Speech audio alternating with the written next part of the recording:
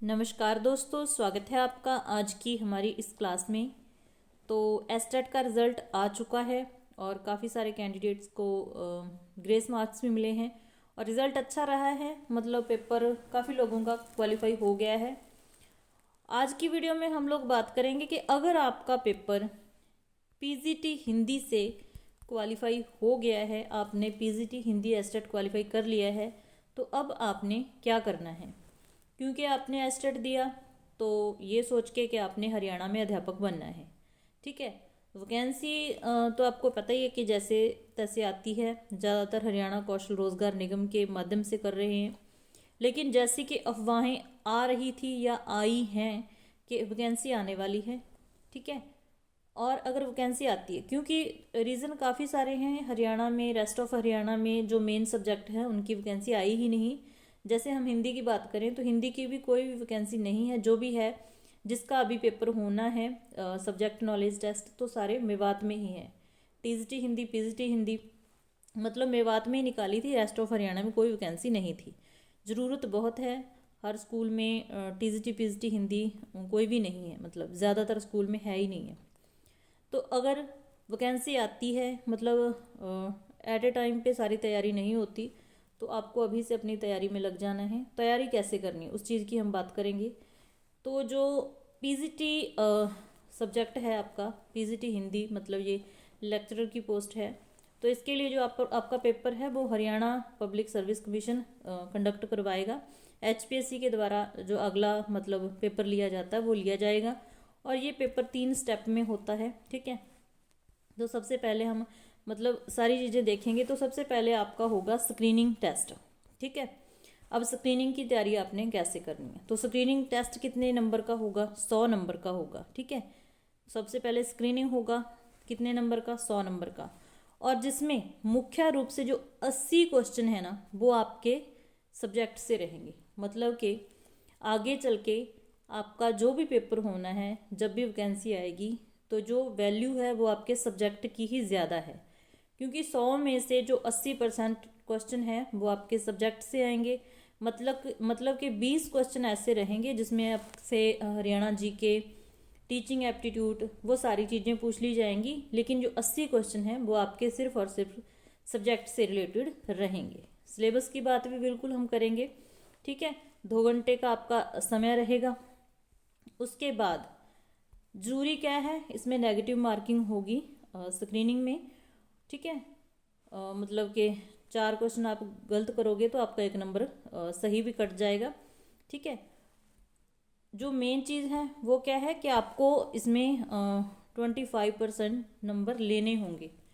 पूरे 100 में से 25% आपको लेने अनिवार्य हैं, वो देखना है। ठीक है, उसके बाद जो दूसरा स्टेप होगा वो आपका सिर्फ और सिर्फ सब्जेक्ट नॉलेज टेस्ट होगा, जो कि अभी एचवीएससी के द्वारा लिया जा रहा है आने वाली 30 तारीख को। पहले 16 तारीख रखी गई थी, लेकिन ईएमआरएस के एग्ज़ाम के कारण उसको अब 30 दिसंबर को लेना है। ठीक है, तो दूसरा स्टेप रहेगा आपका सब्जेक्ट नॉलेज टेस्ट, जिसमें 150 नंबर का पेपर होगा और पूरे का पूरा आपका सब्जेक्ट से रिलेटेड रहेगा। जिसमें जो सिलेबस है स्क्रीनिंग का भी वही रहेगा और सब्जेक्ट नॉलेज टेस्ट का भी वही रहने वाला है। इसमें भी आपको 35% मार्क्स लेने ज़रूरी हैं, मतलब इतने तो लेने ही पड़ेंगे कम से कम। उसके बाद तीसरा स्टेप आता है जो कि इंटरव्यू है। तीसरा स्टेप इंटरव्यू है। काफ़ी सारी सब्जेक्ट नॉलेज टेस्ट भी हो चुके हैं, इंटरव्यू भी हो चुकी है, फाइनल सिलेक्शन भी हो चुकी है। तो ये तीसरा स्टेप रहेगा। उसमें जो आपका एग्ज़ाम रहेगा उसका 87.5% रहेगा, और जो इंटरव्यू रहेगा उसका 12.5% रहेगा। ठीक है, तो ये ध्यान रखना है। उसके बाद क्या करना है, आपका मतलब जो भी फाइनल सिलेक्शन होगी उसके आधार पर आपको ज्वाइनिंग दे दी जाएगी। ठीक है, जो स्क्रीनिंग एग्ज़ाम है उसमें 4 गुना कैंडिडेट को बुलाया जाएगा सब्जेक्ट नॉलेज टेस्ट के लिए। कितने? 4 लोगों को एक पोस्ट के लिए, मतलब 4 कैंडिडेट बुलाए जाएंगे।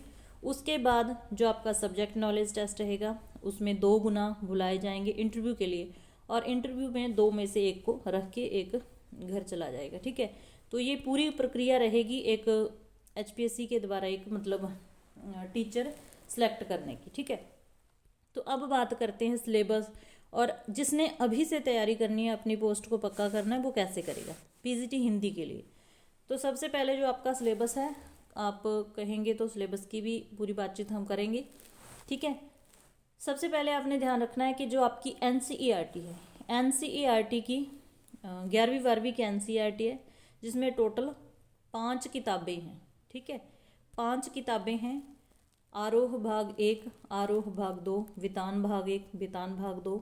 इसके अलावा अभिव्यक्ति एवं माध्यम एक बुक लगी हुई है, वो भी बहुत मायने रखती है आपके स्क्रीनिंग एग्ज़ाम के लिए। तो मतलब क्या है कि स्क्रीनिंग एग्ज़ाम अगर इसी पैटर्न से आपका पेपर आता है, वही सिलेबस रहता है, तो एनसीईआरटी का एक बहुत बड़ा रोल है स्क्रीनिंग एग्ज़ाम को पार करने का। ठीक है, क्योंकि जो आपके 80 क्वेश्चन थे, 80 में से हम 70 कह सकते हैं कि एनसीईआरटी से जुड़े हुए प्रश्न थे, जिसमें अभिव्यक्ति माध्यम से भी क्वेश्चन थे और दूसरी जो 4 किताबें हैं उनमें से भी थे। ठीक है, तो इसका मतलब उसके लिए सबसे पहले आपको एनसीईआरटी को बड़े अच्छे तरीके से तैयार करना पड़ेगा स्क्रीनिंग एग्ज़ाम क्वालिफाई करने के लिए। उसके बाद जो सब्जेक्ट नॉलेज टेस्ट है, उसमें हिंदी साहित्य की बात करें तो मोटे तौर पे सिर्फ आदिकाल, मध्यकाल, रीतिकाल और आधुनिक काल, ये 4 शब्द दे रखे हैं।